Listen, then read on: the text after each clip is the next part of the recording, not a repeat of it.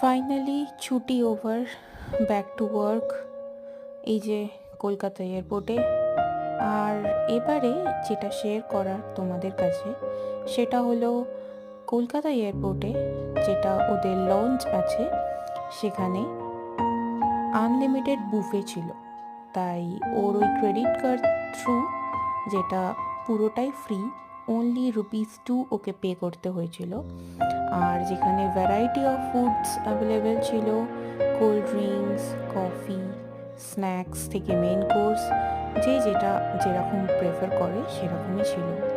আর এই যে ভিতরের সাথে বাইরের পুরোটাই দেখা যাচ্ছে। আর ও ছিল প্লেটে এই খাবার। যাই হোক, ভালো তো লাগছেই না, মন খুব খারাপ। তুই আবার তাড়াতাড়ি চলে আয়।